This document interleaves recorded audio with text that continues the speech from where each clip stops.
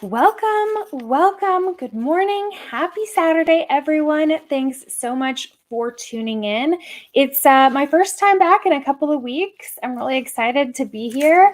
I'm also really excited to be interviewing Jesse, the Pit Boss, and ToshiFlo from Liquid Loans, which is a collateralized lending protocol being built on top of Pulse Chain.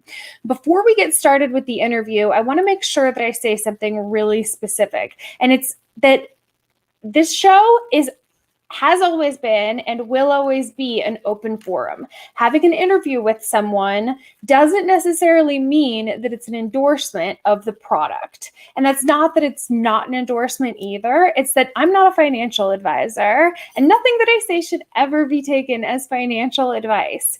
You and you alone are responsible for what you do with your money, for doing your own research, and for making your own decisions.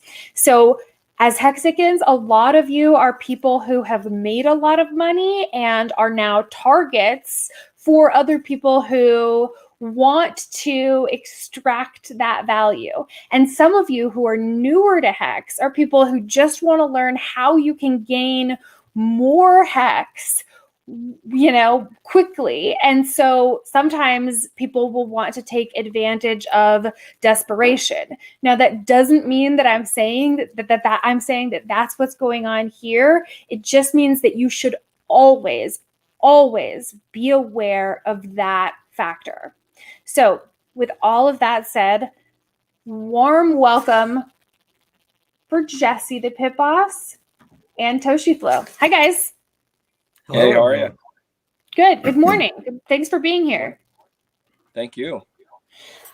So I have so many questions that it's really hard for me to know where to get started. We're going to bounce around a little bit. And guys, if you see me looking down, it's because I'm referencing my notes and trying to figure out where I want to go with the questions next.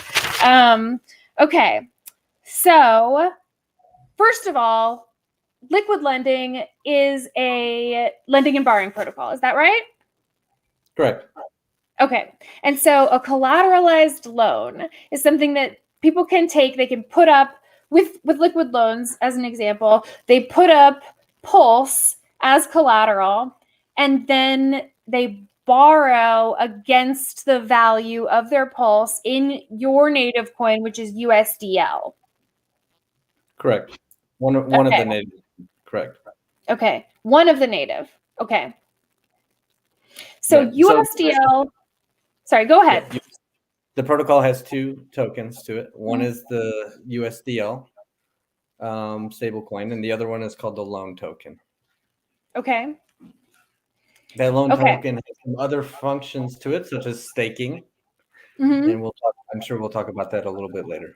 Okay, cool. So the reason that USDL is always worth $1 is because it's tied to $1 of Pulse. So it's an algorithmic stablecoin. Mm-hmm. Okay.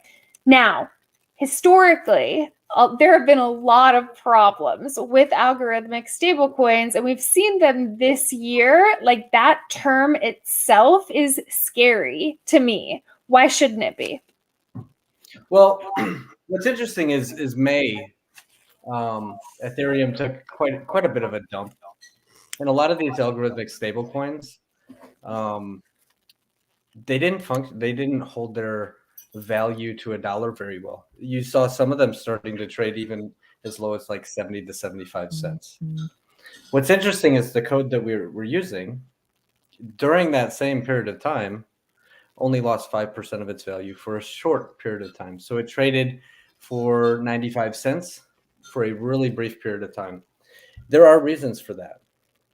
So for example, there's some algorithmic stablecoins that will require the native token of the project itself to be the collateral. So you're taking a very speculative asset that's also part of the protocol that you're using and saying, here, you have to go buy this. And oh, by the way, that's also the thing that you have to lock up to supply the value for what you're about to mint. That framework has never worked very well. There's also some that use inflation and deflationary protocols inside of the stablecoin to make more of it or burn some of it, just to try and peg the value to $1. And typically that's also broken. There's some that use the fees or the interest rate to try and inflate or appreciate or depreciate the price to keep it pegged to $1. That doesn't work either. And we'll tell you why this protocol does work and how it keeps its value. Okay, great. So, another question is, with the Hex audience being like really concerned about products being audited, I asked in your chat about this product being audited, and you said that it's not, but it is forked from something that has been audited. That's correct, right? It is being audited. We're actually trying to do 2 audits. Mm-hmm. So the code itself is running on multiple different blockchains. It originated on Ethereum. There's been a number of audits that were done on it. It's called the Liquidity protocol, by the way. That's where it started from.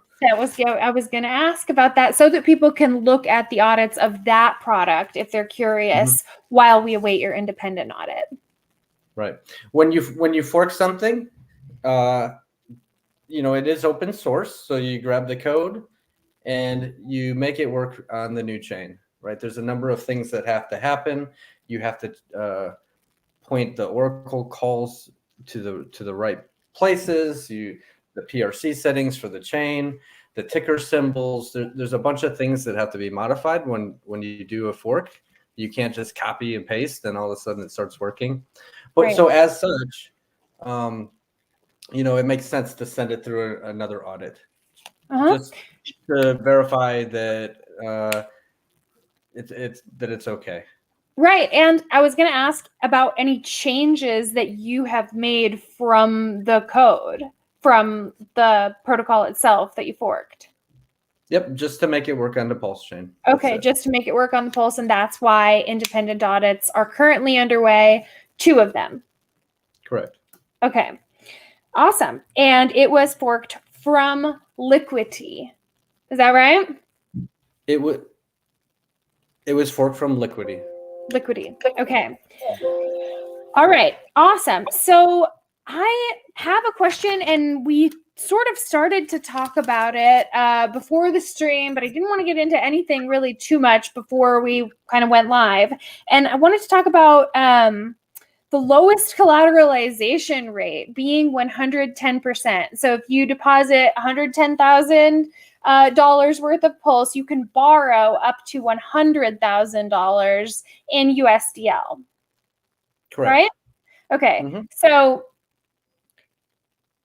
is that is a higher collateralization rate than most protocols, most lending and borrowing protocols, at least the ones that I'm familiar with. So if I lock up $110,000 worth of USDC on Aave, which is different because it's centralized and there's counterparty risk and everything, I can only borrow up to $37,000. So, and that's considered high risk. So let's talk about the risk with borrowing that much of if you were to borrow $100,000 on $110,000. Right. So it's interesting, right? So when you go to exchanges and you want to borrow, you can actually leverage, right? You can put in a little bit and you can get a lot, and that's how you lose all your money. But there's also other protocols where you can put in a lot and they make you put in a lot and you only get a little.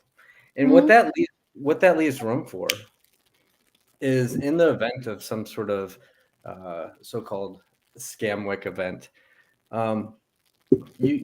you can still lose all your money.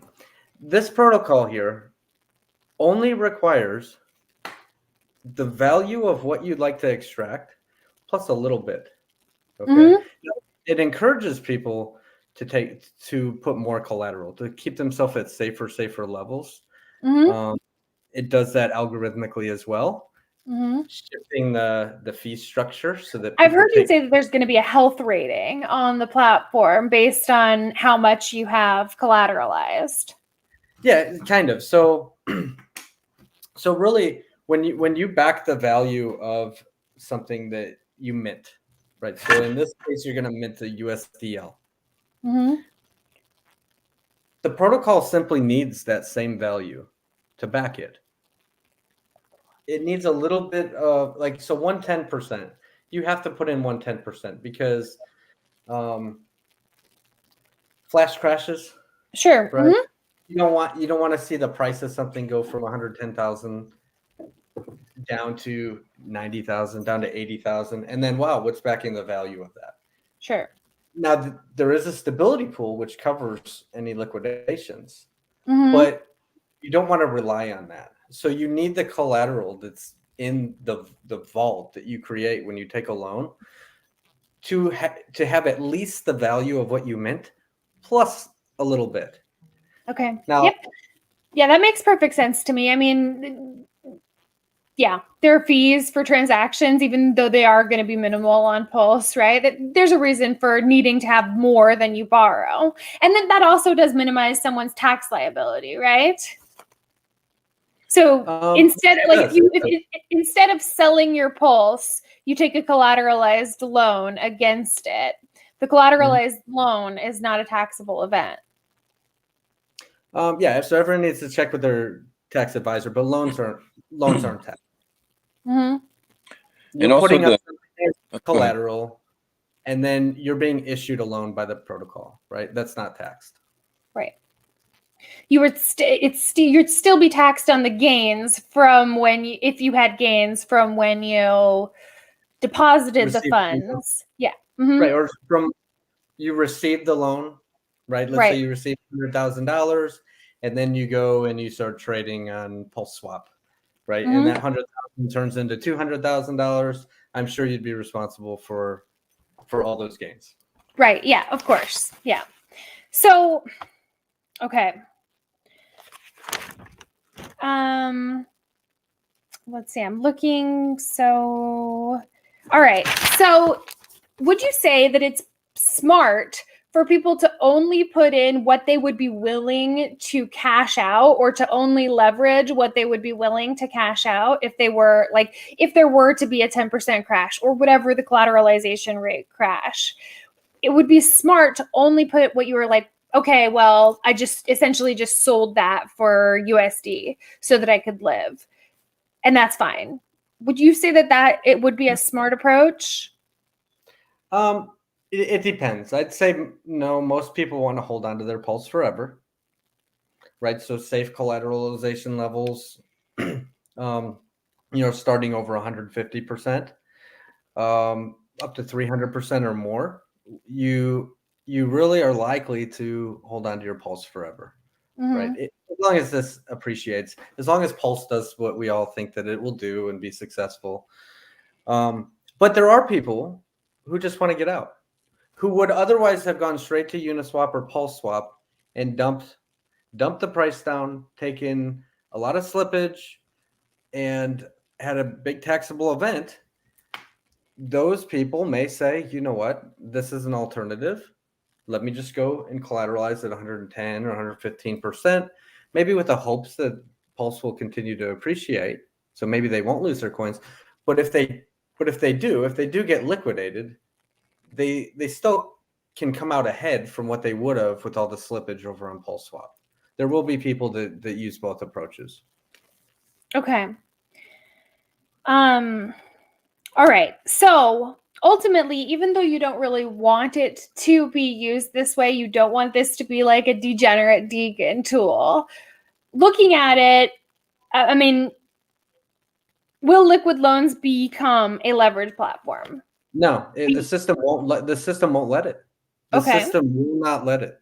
So the system requires a minimum, or an average rather, collateralization level of 150% across the board. And if that average across all the open borrowing vaults falls below 150, it actually prevents anybody from coming in at less than 150. Okay. Right. So it stops all further actions that would further decline the average collateralization level. Okay. Okay. So is it possible for someone to use it as a leveraging platform? I'll kind of answer one of those things that people, and we get this a lot. They were like, well, what if I come in, I collateralize, and I just try and run a loop. So I go, I get USDL, I come back into Pulse, I collateralize, I take in, I get more stable coin and keep doing that over and over and over again in a loop. Mm-hmm. It doesn't hurt the price of Pulse, and in fact, it pumps it. It doesn't hurt the loan protocol at all. The only thing that could be affected is the person doing that, because they end up with a few stable coin, and if the price of Pulse does dip, they would get liquidated and just be holding a few stable coins. So, and that's why we want to educate everyone, and that's why we have the Telegram, is to teach people, to not be a degen, on this type of thing. So we want to educate them. Right. It's not that your intention is for the platform to be used that way. However, there are degens out there who are going to try and use your platform this way. Correct? Sure. That's why we're trying to educate them. You're not responsible for the behaviors of other people. Right. No. Now they're helping the community when they do that. Mm-hmm. Kind of like the early end stakers who end their stake and they lose all their coins, all their hex. By the way, if there are any early end stakers out there watching, thank you. So, and you see this in the hex community. We tell people in the Pulse Chain Telegram, don't early end stake. Keep holding, stick to your promise, and people do it anyway. Right. So we're going to have educational tools. We're already educating people. Don't use this as a degen tool. Don't do it. Each time you try and run a loop, you are pumping the price of Pulse, and you're being left with more and more debt while you do that. If the price moves against you and you're only holding a few stable coin, that's all that you're going to be left with at the end of it. And all your Pulse that you did that with will end up in the hands of all the stability providers. Now, and look, and don't get me wrong. If the price of Pulse goes up and people want to be aggressive with that type of play, then they'll realize the gains that they were looking to make. Right. Right. We just don't advise people to do it, to use it in that manner. Like myself, I'm a conservative. I'm going to use it conservatively, over collateralize myself, but in the over collateralization volume of what I'm looking at as a whole, I'm going to be using the protocol as a stability depositor, right, to earn the loan token, earn Pulse, and then also staking. I mean, I'm all about staking. I'm going to stake that loan token and earn USDL, and then use that USDL to pay down my loan. But I'm factoring that over collateralization level into the whole scheme of things. So I look at all the numbers. I'm factoring in how much I want to be a stability depositor, how much I'm going to stake, and factor that in with the loan. Okay. All right. Let's examine that term, because I'm curious about it. Stability. What did you call? Sorry, I've got it. Stability depositor, right? So I think most of the platforms that I'm familiar with use the term lender instead. I'm curious about why, if there is a specific reason why you're using the term stability depositor instead. So this is different than other lending platforms. So nobody here is lending. If you're the borrower, no person with their wallet is lending you their tokens or their coins. You have to think of this like a stablecoin factory. True USD does something very similar, but they do it with fiat, actually. You bring fiat into True USD, it gets locked up. You mint stablecoin off of that value. Okay. This is very similar. You bring in your own Pulse coin, you lock it up, and it mints you stablecoin off of that value. Okay. Nobody's lending it to you. The protocol is minting the stablecoin and it's locking away your Pulse coin to support the value of that. Now, it's nice to have, you have to have some sort of stability pool to support any liquidations if they do occur. Because here's what happens. Let's say you took a loan and you say, well, I'd like to pay my loan back. You would actually bring your stablecoin back, put them back into the protocol. They would burn, and it would release the Pulse coin that was backing the value of that. Okay. The same thing's happening if your account is liquidated. So if your account falls below 110% collateralization level, somebody in the community sees that, they say, oh, look at that. I need to click this button here. They click the button, liquidate that. Your loan is closed. You're no longer responsible for it. You already got your USDL. Mm-hmm. But the value, the 100 and at that point it would be close to 109.5% of the value of what was backing that goes to the stability providers, and their stable coin out of this huge stability pool is what burns. Instead of your stable coin when you bring it back to pay back the loan, Mm-hmm. their stable coin burns. They collect your Pulse coin. Okay, so they're not I've actually got a question about that specifically. So they collect your Pulse coin instead of it being sent to an exchange where it further drops the rate of the coin and causes more and more liquidations, right? So, right. But there's nothing stopping the liquidity or, the whoever claimed the loan from then taking the Pulse and selling it on the market. That's correct. But typically what you see on these other protocols, so Liquidity and then Teddy Cash and some of the other forks of this, what you see is those stability providers don't typically leave the system that's feeding them. Right. So you're now right. If they have, and it's not one single person that's collecting all that. There's thousands of people who are participating in the stability pool. So let's say somebody's loan of $5,000 gets liquidated.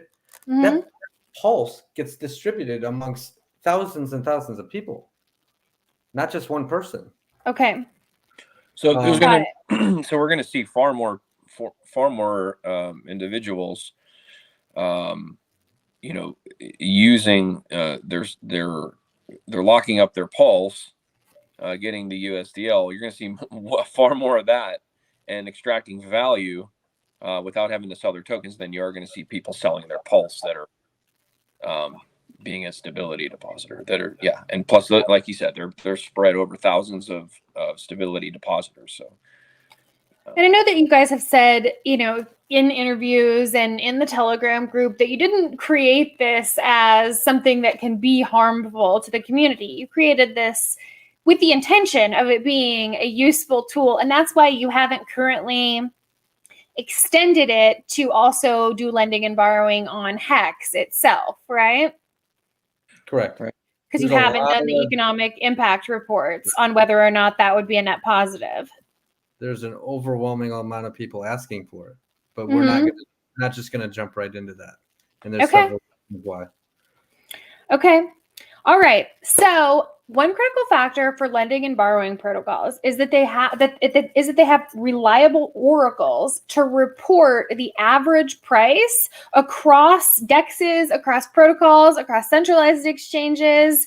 So I know that you have said that on Coffee Stream, I saw someone asked, and you said that liquid loans will rely on multiple oracles. And then there was a reference to Uniswap itself being an oracle. I mean, technically AMs are their own oracles, but they're notoriously unreliable. So wondering if you can share any more details when you say multiple, when you say you'll rely on multiple oracles for Pulse's price, anything concrete? Like, can you name any of them?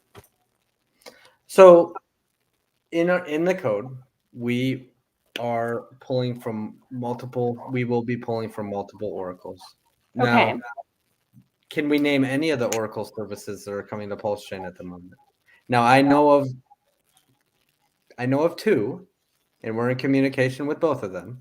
Okay. That will be coming to Pulse Chain. I cannot tell you the names of those.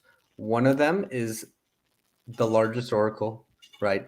People are very, very familiar with it. They run their service kind of like validator nodes. There's multiple, lots and lots of computers. They're all verifying the transactions, and people, those computers, the people running those are being paid, right, for accurate information. We are in communication with one of those. Okay, oracles. so the fact that that large oracle is going to be integrating with Pulse, that would mean not only is the oracle available, but that they have Pulse listed on their page as well, right? I'm not sure how that part of it works. Okay, it's well, so I work for a marketing company and we work for a DEX, and they recently integrated the DEX's native token so that the DEX's token could be used for lending and borrowing protocols. So I'm just kind of curious about how that's going to work. I'm not sure, but what I can say is 75% or more of DeFi doesn't work without oracles. Plain and simple. If we don't have oracles on Pulse Chain, we're going to have an empty blockchain. We'll have Hex. We'll have a swapping platform. We'll have some tokens that don't really function with the dApps that they're supposed to work with, and so it'll just be a weird, just a weird blockchain that doesn't really do anything for anybody. Okay. So we have to have oracles, and for us to launch pre-launch. Yes, we have to have oracles in place. And we're going to have oracles. This is what I'm looking for is you can't share the names yet. We're getting them. They're coming. Yes, they are coming. In fact, there are hex in the community who have already forked a major protocol. Okay. Right. So they're going to be there. Okay, good. No, everyone's curious what those are, but Richard always says, these things take time. Okay. So be patient. Yeah. So one thing just totally separate from liquid loans is I've been looking for larger, recognizable names of products that are saying that they will launch on Pulse Chain, and completely unable to find them. Do you have any inclination of when protocols might be willing to share their plans? So the only huge protocol that I've heard, and huge is relative, I guess. The only one that I've heard is coming to Pulse Chain that's announced. Yes, we're coming over and we're excited. Would be Trust Swap. Okay. And that is. And the rest is all kind of just chirps and crickets. Right. And that's why we're here. That's why we're bringing this, and there's other community members inside of Hex that are also forking other protocols.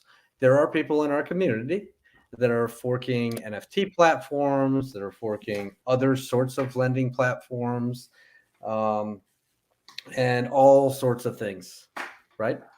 So I do think it's going to be exciting. I think some of the big players in DeFi, they're going to come late. And the Pulse Chain's already going to be up and running and doing great things. So often, Toshi, did you see that notice? There we go. Yeah.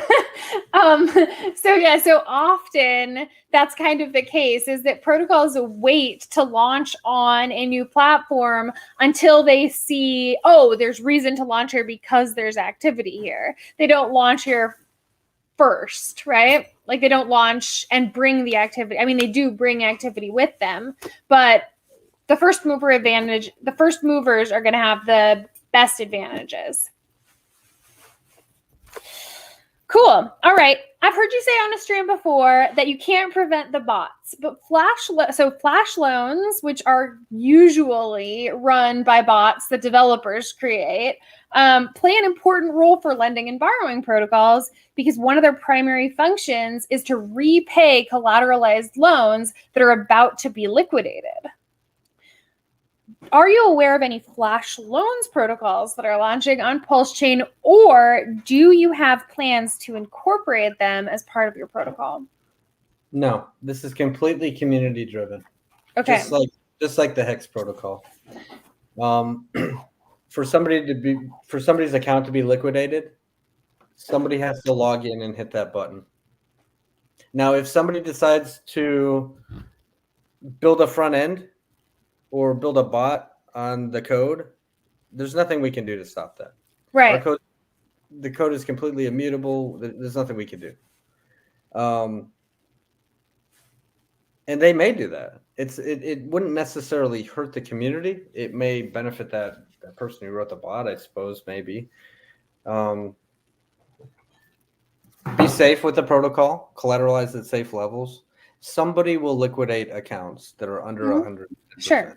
Whether that's a bot or that's a person. But remember what happens to that liquidated pulse. It doesn't all go to that bot. It gets distributed. It gets distributed to everybody else. Mm-hmm. Okay.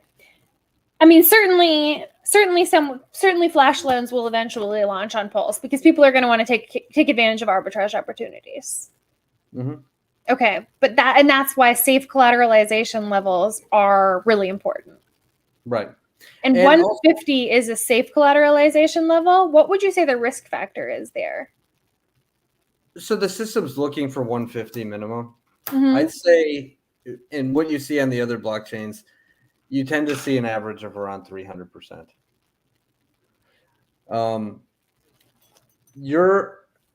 This is worth noting as well.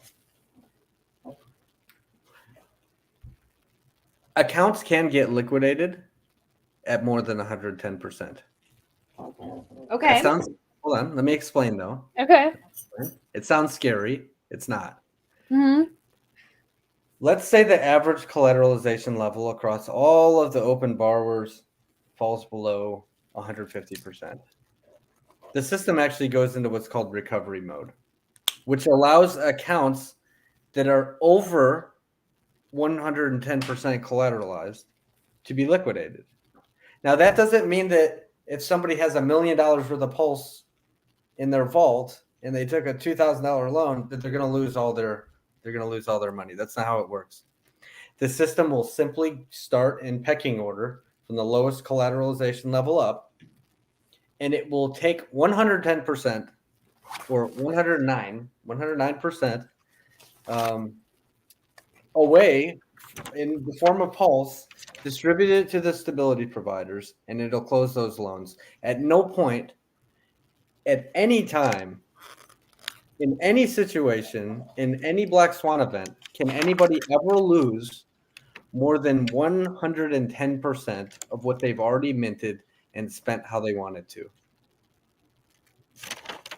Okay. So even though if the average falls below 150 and other loans are able to be liquidated, it's only 110% of what they've already gotten.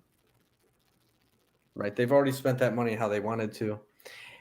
And even these events would be extremely rare because the average usually sits around 300%. Okay. All right. So I think I can answer this question. So I'm going to try, and then can you tell me how I do? Go ahead. And I may have an Easter egg. Okay. So why I might want to, can you tell me why I might want to utilize liquid loans as opposed to just delegating or staking my Pulse with a validator? What are the benefits? Well, the benefits are that with liquid loans, you can actually extract the value of USD and spend it. Whereas with staking your Pulse, you don't get a stable coin in exchange for staking that you can go and spend like dollars or whatever your native fiat currency is. Is that right?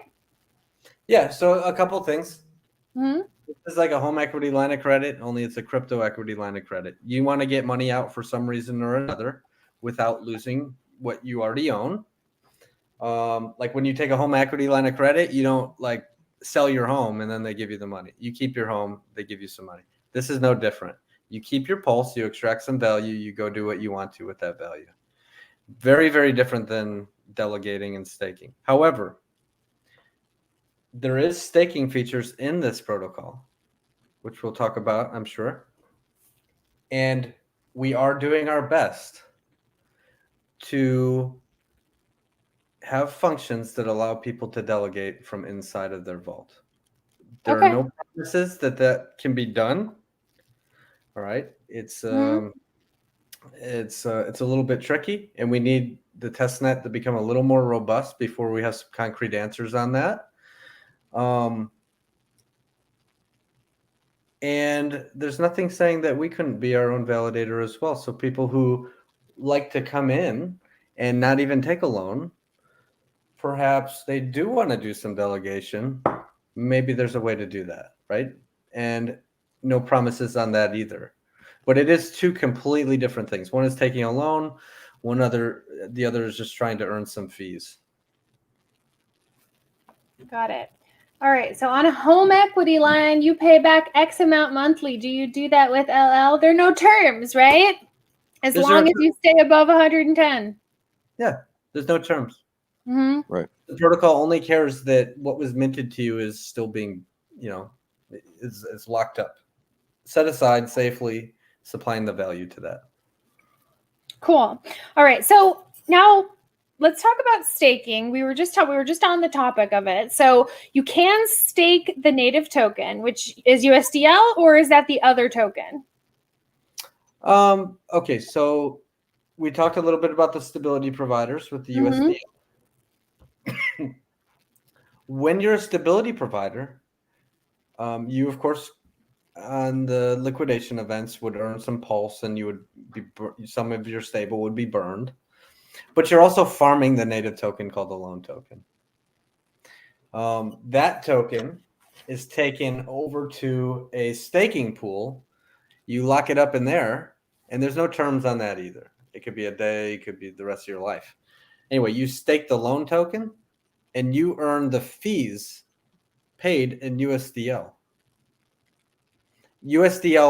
So when somebody takes a loan, there is a fee that goes along with taking a loan. Mm-hmm. There's no interest, there's no repayment terms, but there is a fee.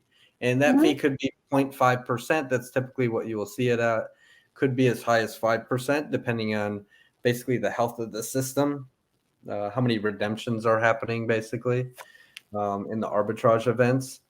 That's a factor that determines how healthy the system is. But anyway, those fees go straight to the stakers of the loan token. Okay. So Festival Stills is asking, this is off topic, but I want to make sure that we answer it. So the most you can ostensibly lose by being liquidated is 10%. Yes, at that point in time. Yep. Okay. All right. So stakers earn the loan interest fees, but it's not a fixed rate. Is that right? Well, not interest. They earn the fees. So if you took a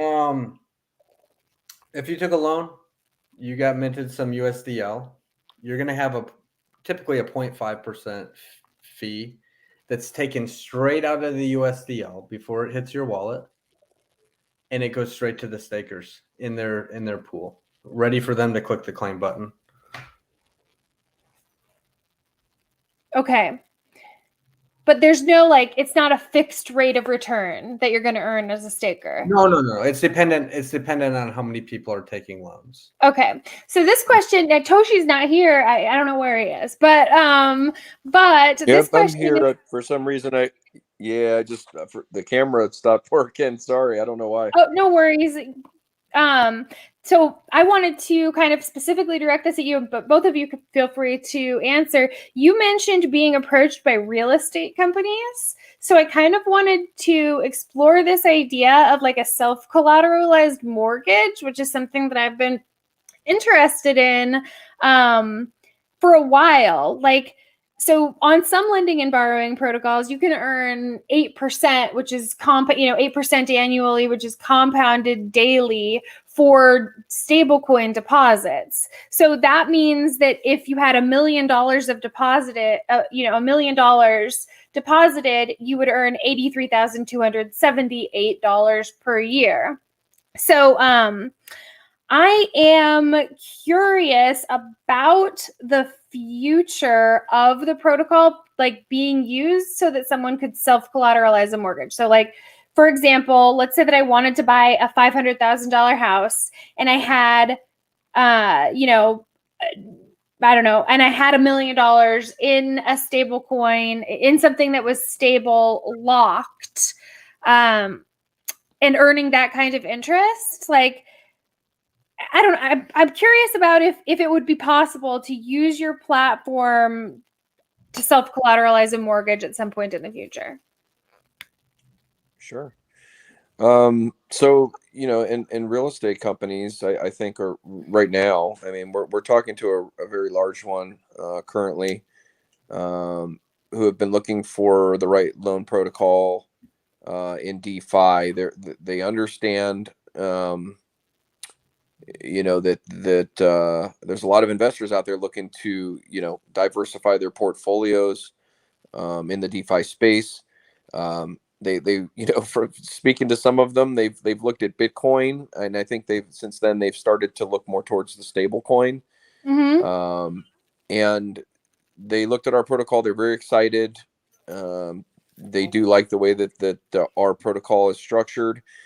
Not only to be able to offer, commercial and residential properties, to to the community, but they're so excited that they're talking about bringing their clients into Pulse Chain, to work to use our protocol and take loans, to purchase properties through them. So, for example, like if you wanted to buy a franchise, um, Pulse Chain, this protocol can give you the opportunity to, if the price of Pulse goes up, maybe you could do it more than once, right? So they see this. So yeah, it's pretty exciting. And I think this protocol, helps bridge that gap, and we have some more conversations. There's more conversations to be had with them, and um, I'm excited about it too. I think it's what we need. Okay, yeah, no, I think that's like I said, I've been trying to figure out a way to self-collateralize a mortgage for a really long time, and Mm-hmm. it's not something that's currently available or discussed or like, I don't know, normal. So it would be really cool to see that happen. Bitfinesse just Absolutely. donated $99.99 to pay for more time because he would like to see this Finesse. stream keep going. I still have several questions, so I think we're going to keep going, but we'll keep going as well. Let me touch on the mortgage. Sorry, yeah. Right. So if you're sitting on a lot of value in Pulse, Mm-hmm. and you say, well, I'd like to go buy this house, what do? I can sell all my Pulse, or I can sell a big chunk of it and take a big tax hit and then get half the house that I would have been able to get. Yep. Right? Because you're going to have maybe 20 to 40% in taxes when you sell. Yep. Or you say, well, I'm sitting on all this appreciated value in Pulse. I'd like to go buy this house over here. Let me just collateralize some of this. You get it in the form of stable coin. It's relatively easy to trade stable for stable, with no capital gains there, and trade USDL, which is a completely DeFi stable, for a fiat backed stable that's carried on a platform like TUSD or Coinbase or something. And within a day or two, you have all the money you need to go buy your house. And you did it with the value you already had. Right? Okay.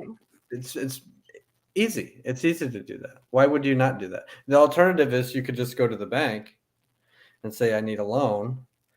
Yeah, but if you're like a weird person like me who has no who is a freelancer, so is not considered a reliable, considered unreliable income, and has no debt, but also no real history of credit, then like getting a loan it's not going to happen. Right. Just collateralize what you already own. Do it safely. You don't need to take your whole bag of Pulse. Maybe you're sitting on $5 million worth of Pulse, and you don't want to collateralize all of that. Maybe you simply want to collateralize 500,000 of that and get yourself a $200,000 loan, or maybe a $300,000 or $400,000 loan. The choices are limitless, but you should I was talking to a real estate guy who said, why would you ever sell something that is appreciating in value, right? Let's say you're in a house, or you're obviously in a house right now. Let's say you want to upgrade someday.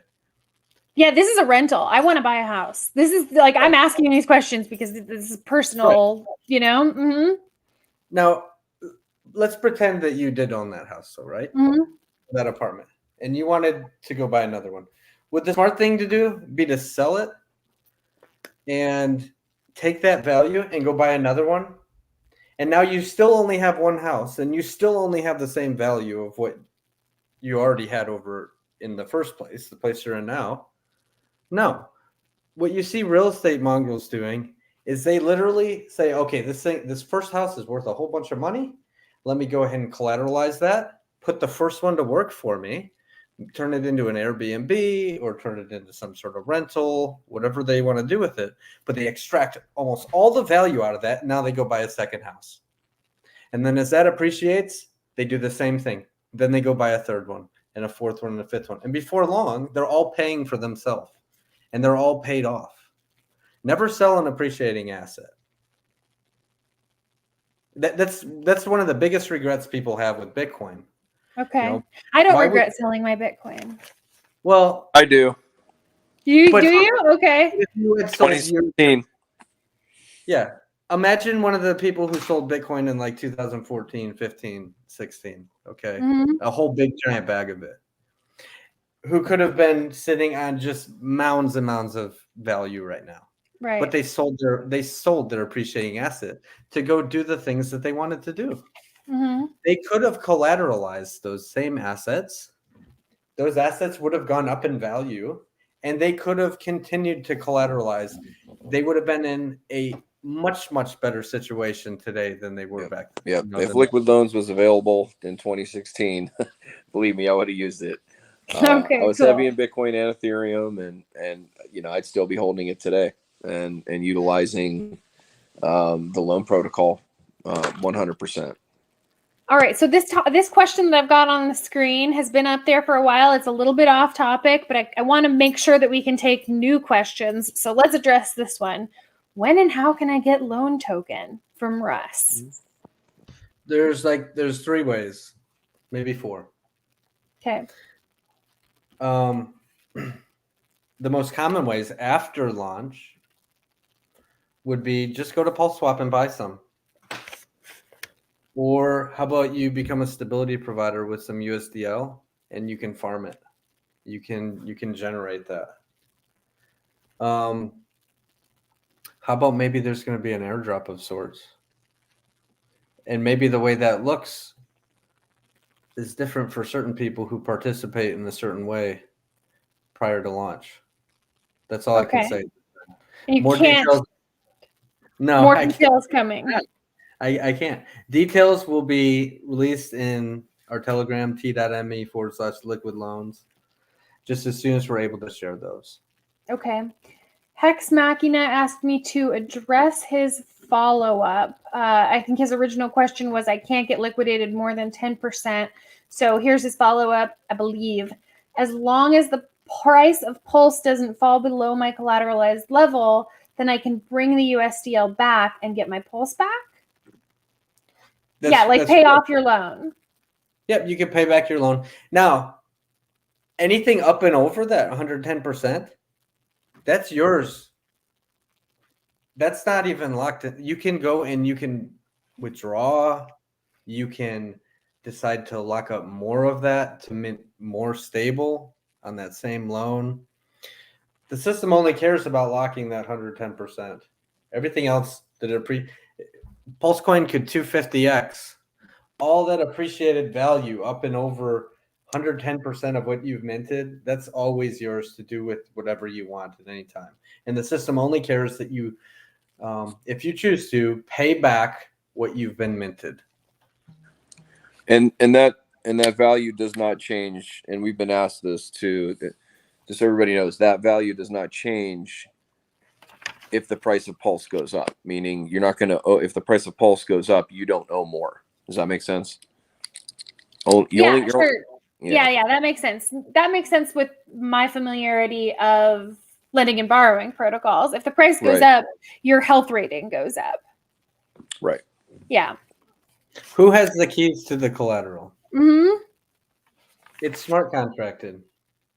It's you and your wallet and the smart contract interaction that you have with that vault. Nobody has the keys. There are no admin keys to any of this protocol. We couldn't change any of the code if we wanted to. Okay. So the system will track the appreciation of what I deposited, and I can utilize those gains however I see fit. That's correct. You can mint stable off of that. You can withdraw that. It's yours. Okay. So Wake Dog, the contract is being independently audited, but is forked from a protocol that is audited. That protocol is called Liquidity. If you want to go and view their audits, do you have any expectation on time for when your independent audits will be finished? So there is a long line. I think we've got ourselves to a position where we can get it done in 2 weeks when we're ready. We've got many months before Pulse Chain. We think Pulse Chain may be around February or March, so we still have time. And I've heard you guys say that your intention is not to launch right away with Pulse Chain's launch, but to wait a couple of months because you expect massive volatility in Pulse's price after launch. Is that right? Well, there could be. Yeah, Okay. Yeah, we want to.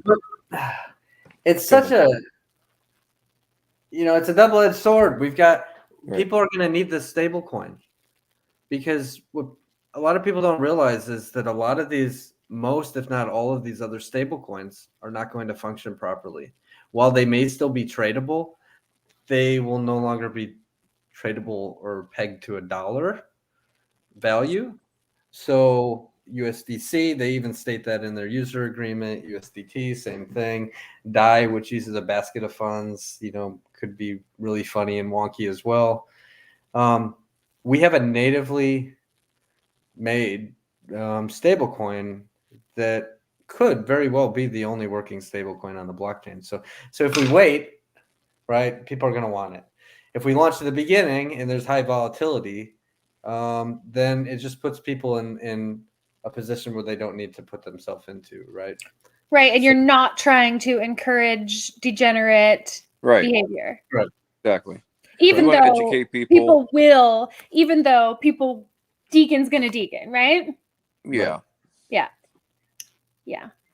All right. So Hex Live, I want a loan on my Pulse. Can I get USD from my loan to my bank account? I'm pretty sure that you do USDL and then you have to cash that out into something that is accepted on a centralized platform that then you can transfer to your bank account.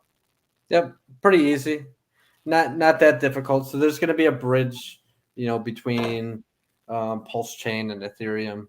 All right. So however you get out of Hex at the moment, once Pulse Chain is live, you'll go through those same methods to get back to your bank account. We are exploring fiat on and off ramps straight. Okay.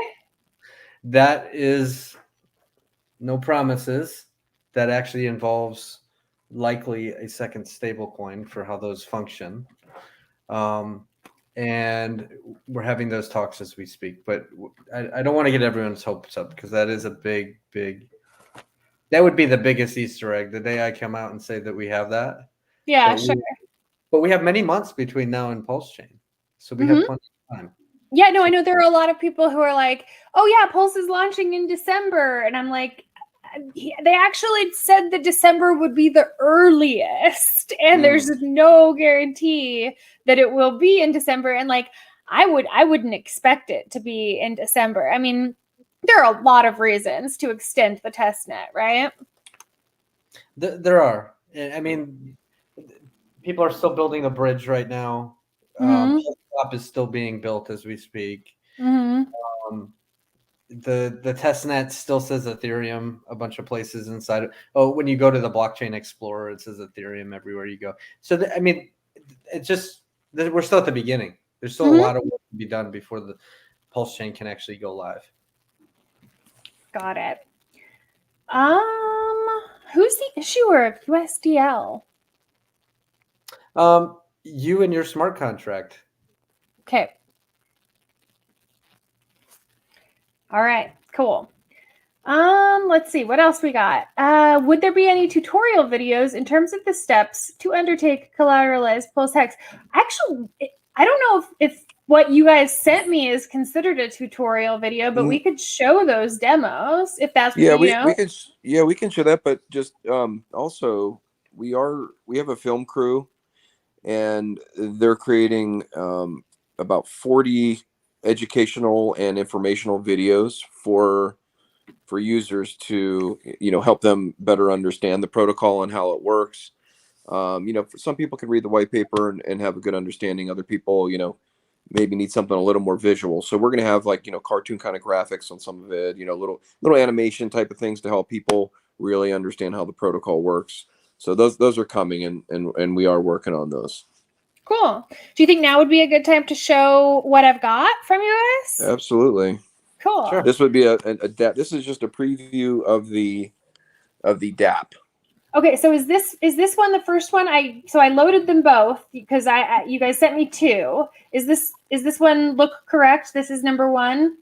Yep, they're correct. Yep. One's dark mode, one's light mode. Oh, okay. So they're the same demonstration, just in dark mode and light mode? Right. What kind of monster uses light mode? That's what I want to know. Light mode, that's what I want to know. Right. All right, let's watch this.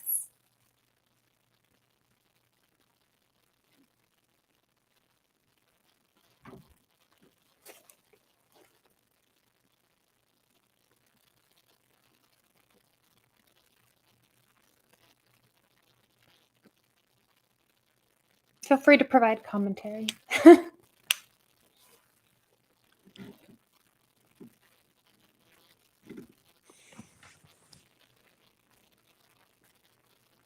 Okay. Should we show it in light mode? Sure. Okay. It's You simple. guys, why don't you guys comment on it while we show it? Maybe it's I think most people use dark mode, but maybe some people's eyes. Jess can play trumpet while you're playing that. That would be good. Yeah. Yep. So, I make I work for a marketing company, and we make these kinds of tutorials all the time. And I always add music to them just for the people who do watch them with sound. But Jess, some of the companies that we work with don't like it. And I'm like, no, people No, listen, who don't like it can just have you mute heard him it. play yet? Have I what? No, I haven't. Oh, where's I your should play a wake up call to Hex, so people wake up and buy some Hex. We were just on Panda, and he was upset that we didn't do it. Where's your trumpet over there? Oh my God, you're putting me on. Oh, look, he's got it. He's got it. Yeah, he's ready for it. Let's do this. Come on. Okay, so maybe we should show this again and have him play the music. Okay. I think that's the obvious. We got this. Okay. All right. Tell us when you're ready, and I'll push play. Okay, 3, 2, 1, and you're live. Hey, but this is really a wake up call to Hex. Oh, wake up call to Hex. Buy that sexy dip. Go.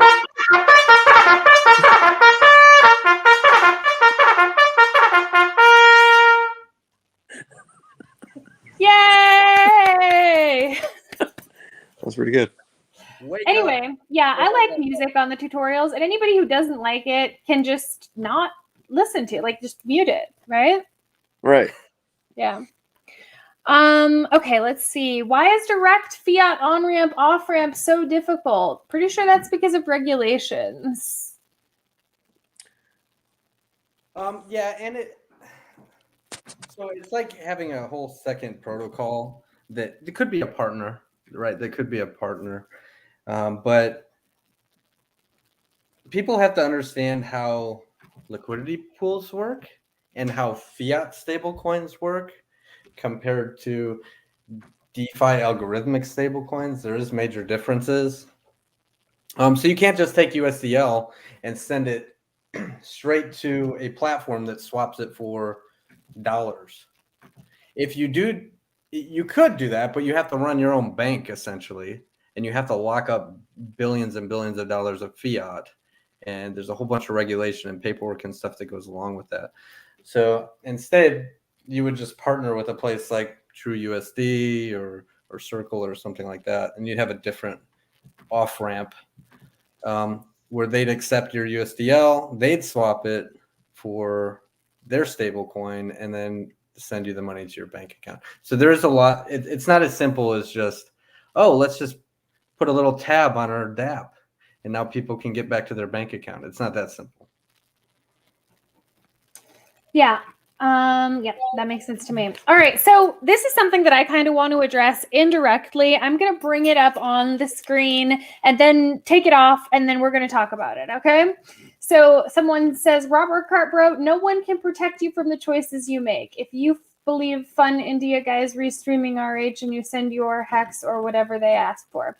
So there's someone saying like biggest, there's been some community pushback, like some reluctance to sort of accept or adopt liquid loans. Is that like, would you say that that's correct? I'd say for every 100 people that absolutely love it, there's maybe one person that questions it.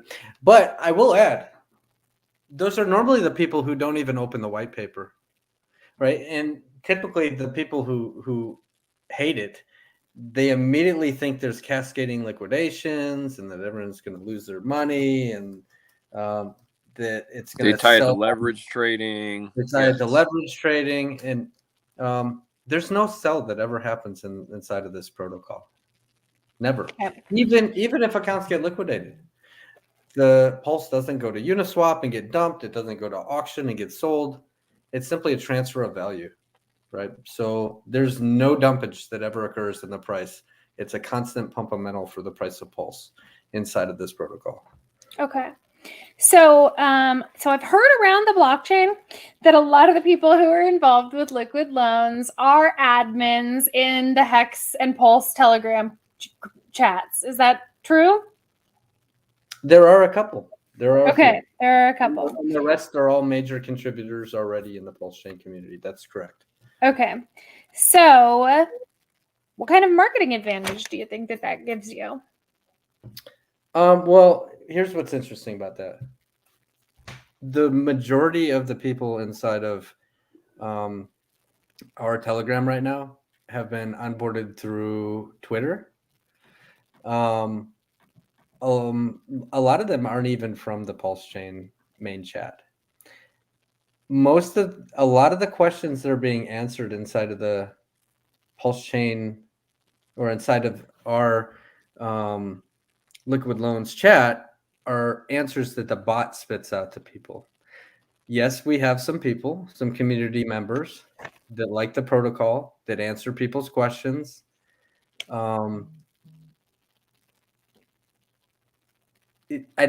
don't market those names. Mm-hmm. Those are people that are spread across the community in many different ways. Some of those same people are building their own token projects. Mm-hmm. Right? This entire community should be excited that projects are coming from the community, by the community, and being advocated by the same community members. Instead, like, we could have been outsiders. We're not. Everything about this was planned and organized and discussed, and still open discussion, just like we're having now, with our own Hex community members.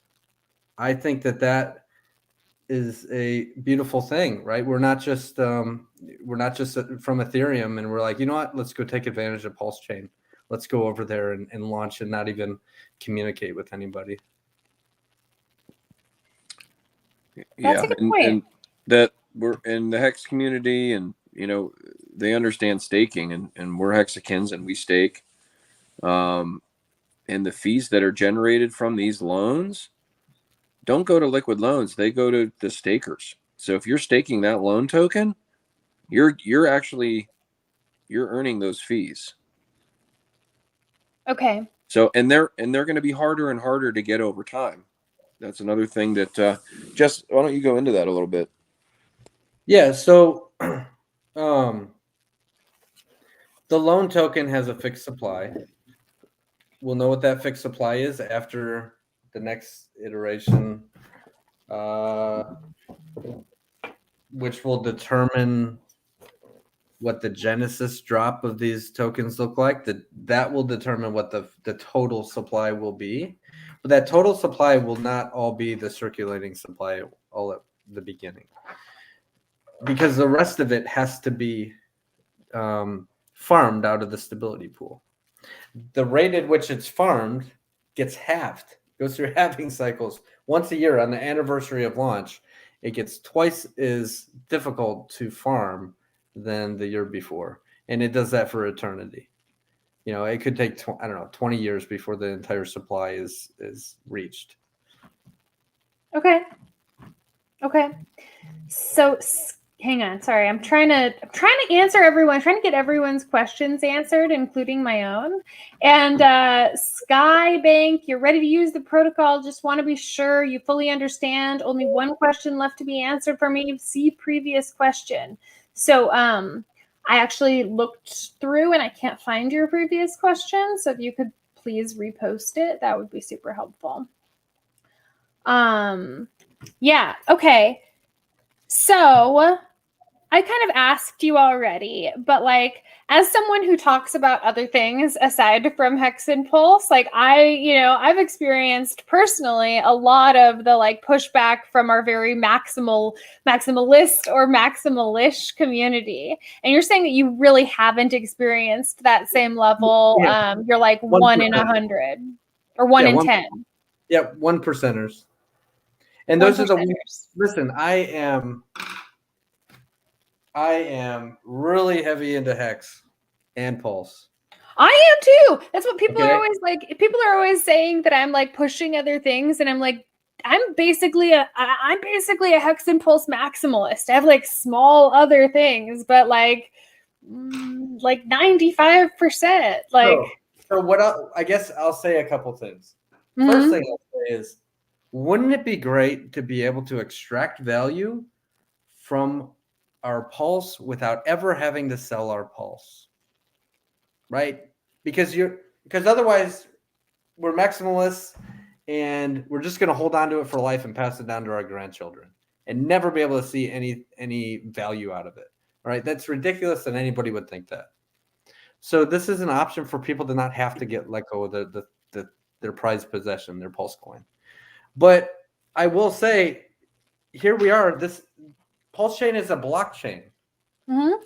We are seeing people excited from all sorts of other communities, Avalanche, Ethereum, the real estate industry, all sorts of places that are excited to come.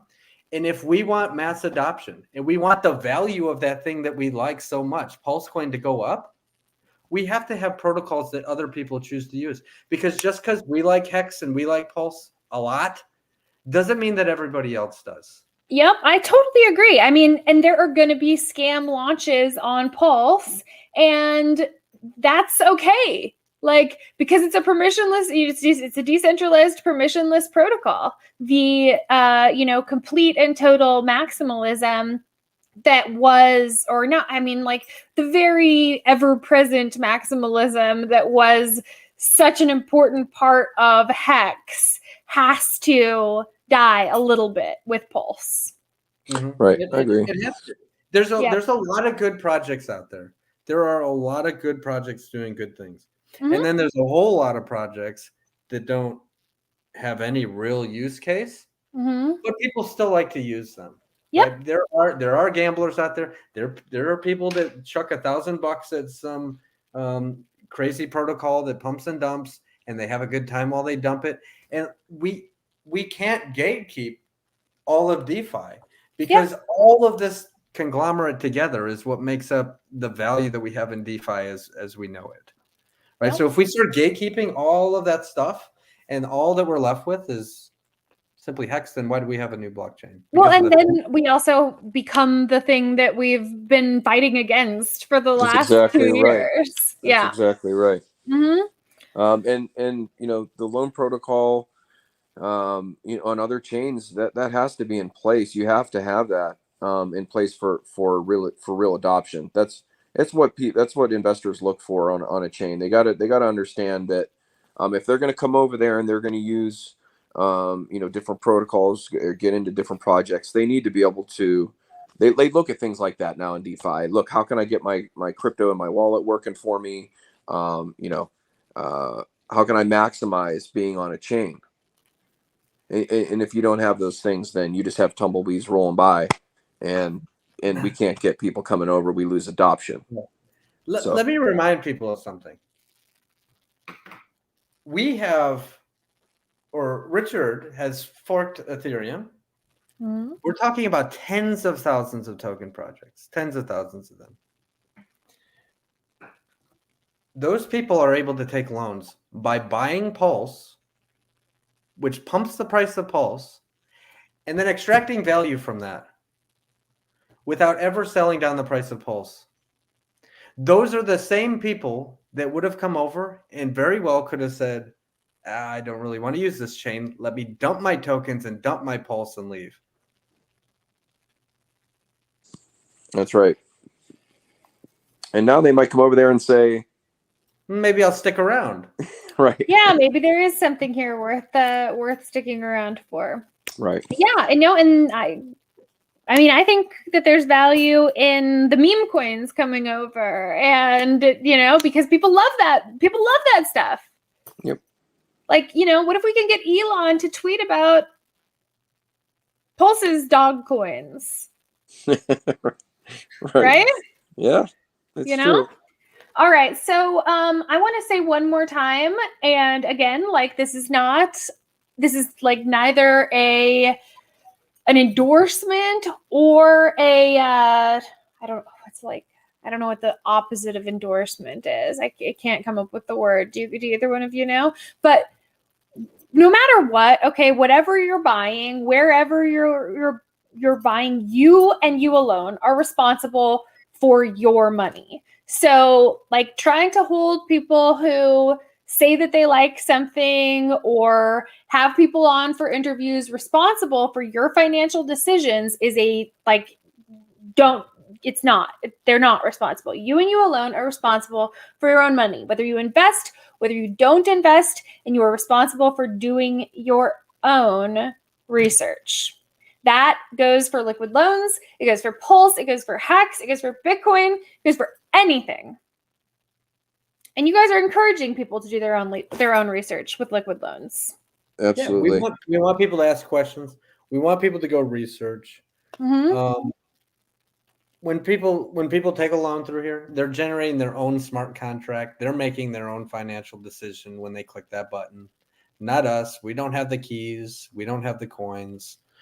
Everything about this is community driven, and it's trustless. It's completely decentralized, algorithmic.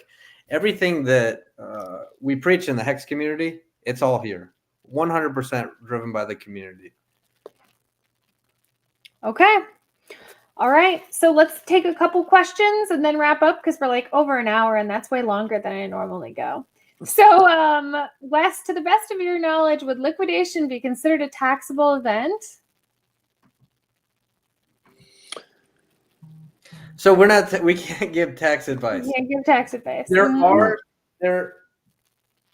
are situations where it's not in the real world with property, and crypto is property as well. But again, you definitely you have to speak to a tax advisor. I can tell you a great situation with if you had something repossessed or something and they take it, and let's just go through a scenario where it wouldn't be, and then I'll tell you go talk to your tax advisor. Let's say you collateralized the car and you took a loan against it. You got a $10,000 loan. The bank had a lien on your car. You defaulted on that, and the bank says, well, we got to come take your car, right? It's simple. It's just like a liquidation. They come take the car. They sell it at auction. Let's say they get $5,000 out of it, but you owed 10. Guess what? You're going to pay taxes on the difference. You're going to pay taxes on the $5,000, and they'll send you a W-9. Now, let's say they liquidate that car, or auction off that car, and they get the full value for the loan. The loan is a wash at that point. You don't get anything in the mail. There's no W-9. Okay, the loan is settled, and it was even for even. But you have to talk to your tax advisor, because there's someone else with a tax question. How can I confirm that if I borrow a liquid loan that this is not a taxable event? Talk to a tax advisor. I can have a CPA on the show. I have a CPA. I can ask her if she would be willing to come and talk, but regardless, she can't give individual tax advice. You have to personally talk to a tax advisor. Right? There's no tax in crypto. That's really bad advice. Yeah. Yeah. Can you recommend a good tax advisor? I talked to a couple, but they sucked. I think that you have to have a tax advisor. I mean, no, you're like, I have one. I don't know what her availability is like. I'll ask. You guys have anyone? We don't have any to recommend. Okay. Because, listen, they're different all over the world. There's so many different countries and so many different laws. Like, we could give you one, and it only applies to the spot you're standing in, and not to the next person. Yep. All right, guys. What have I not asked you that I should have asked you? Well, we talked about the different use cases, right? You got the borrowing side. You set all your different levels, right? You can choose to collateralize low and risk liquidation at just over the value of what you minted yourself, right? Or you can collateralize at a much higher level and hold on to your Pulse coins. Then you have the stability providers. The stability providers are the ones who have a big pool of stable coin. They will be earning some Pulse in the event of any liquidations, but they're also farming the native token. The native token's sole purpose is to take it and lock it up and stake it, just like we like to do with Hex. It doesn't make too much sense to hold liquid Hex when there's free coins to be had when you stake it and lock it up. Same thing with the loan token. You take it, you lock it up, and now you collect the fees from the loans. And that's paid in USDL. In fact, you could take that USDL and go put that in the stability pool so you can collect even more of the loan token and go put that in the staking pool. And just do that back and forth until your bag is big enough where you can sit back and you can earn an income off of USDL from the recurring fees that are coming in. There are so many different things you can do inside of this protocol. You don't even have to participate on the loan side if you don't want. Anyway, that's the whole protocol. We're glad to bring it to the community. Trustless, immutable, no counterparty, no admin keys. Use it wisely. Use it as use it to extract value so you don't have to let go of your coins. And it brings a stable coin to the blockchain that we otherwise might not have had. Yep. And we do encourage people, if later on you come up with a question that wasn't covered here, please come into the Telegram. We do live Q&A constantly. So t.me/liquid loans. Join the group, and please feel free to, only dumb questions, the one you don't ask. And the code audits are underway. Are you sharing who is doing the audit yet, or is that still? Not yet. Okay. As soon as we release everything as we can. Okay. Mm-hmm. We got a large team behind this. There's some attorneys that say we can say certain things and not other things. We've got a film crew that's working on certain videos and all sorts of things happening in the background. But as Toshi and I are able to share things, we share those. As soon as we get the green light, you all get the green light. Yeah. Okay. And the website will have a big update. There's a lot of information going to be updated there as well. So it looks awesome, and we'll be dropping a lot of this stuff soon. All right, cool.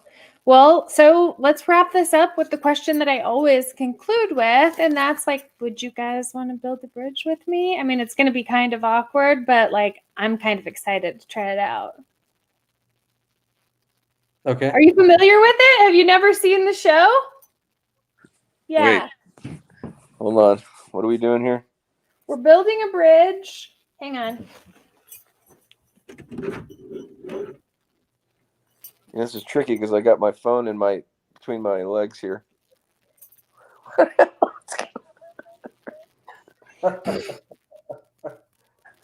what?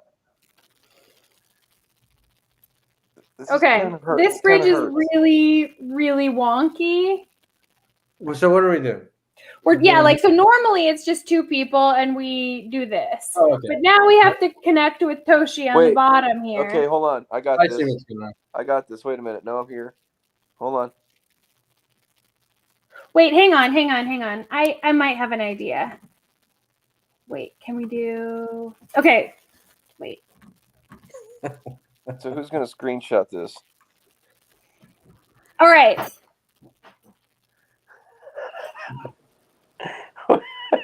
Wait, I'm this way. Yeah, like Yes. this. Yeah. Yes. This is much better. Boom. All right. Cool. There we go. All right. Thank you guys. Thank you all for tuning in. I'm going to see you later this week. And yeah, have an awesome day. Bye. Thanks for having us.